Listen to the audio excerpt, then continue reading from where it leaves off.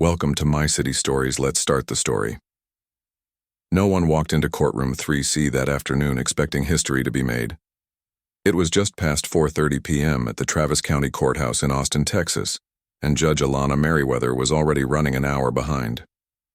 The room was thick with impatience, attorneys checking their watches, a bored bailiff leaning against the wall, and a defendant nervously twisting a tissue at the defense table.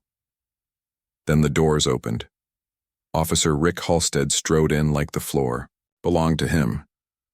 Stocky, dust still clinging to his uniform from patrol, jaw clenched like he'd been grinding it since lunch.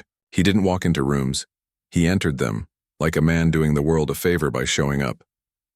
Judge Merriweather looked up the moment he passed the bar.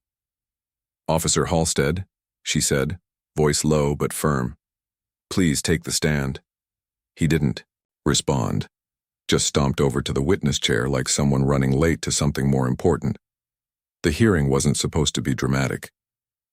Just a follow-up on a minor arrest, simple drug possession, nothing flashy. But the way Judge Merriweather watched him said this wasn't going to unfold the way Halstead expected. She studied him with a calm intensity that made grown men squirm. In her early 50s, sharp eyes, short curls just peeking out from beneath her robe.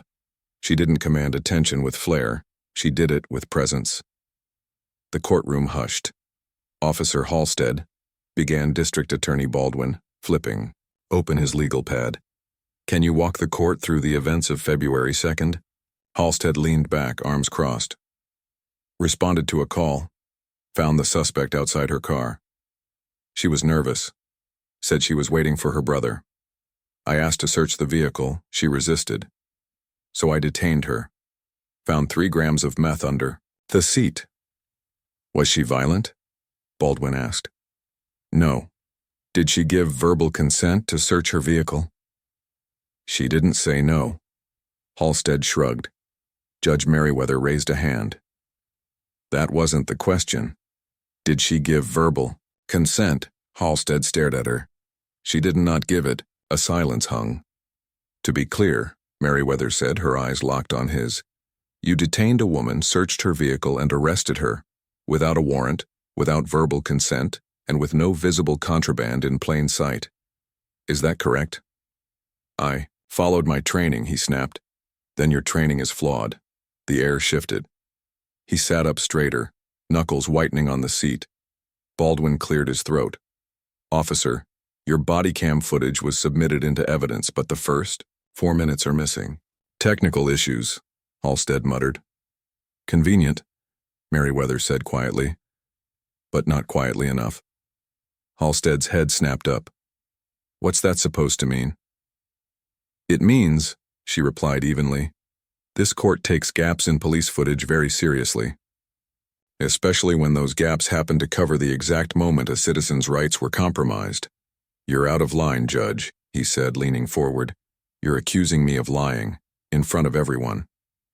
"No, Officer Halstead," she said, eyes like steel.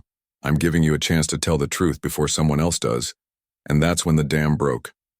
Halstead stood. No permission, no warning.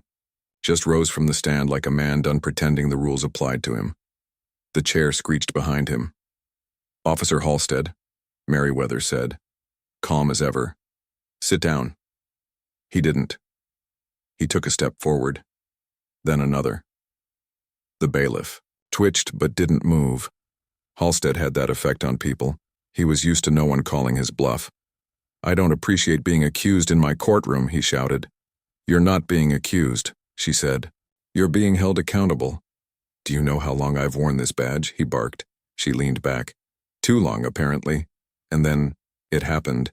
He slapped her. An open-handed crack echoed through the courtroom like a gunshot. Deliberate, sharp, calculated. Everyone froze. The bailiff, the attorneys, the court reporter, the defendant, all paralyzed. But Judge Alana Merriweather didn't fall. She didn't flinch. She sat back, blood blooming at the corner of her mouth. Then, slowly, she turned her head and locked eyes with Halstead.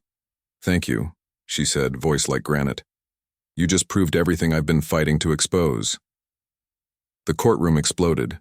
The bailiff finally reacted, shouting commands.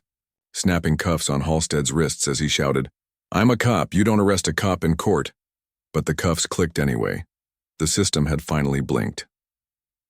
By nightfall, the footage was everywhere.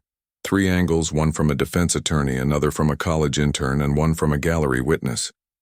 It didn't need commentary. A cop had slapped a judge in open court, and that judge was a black woman.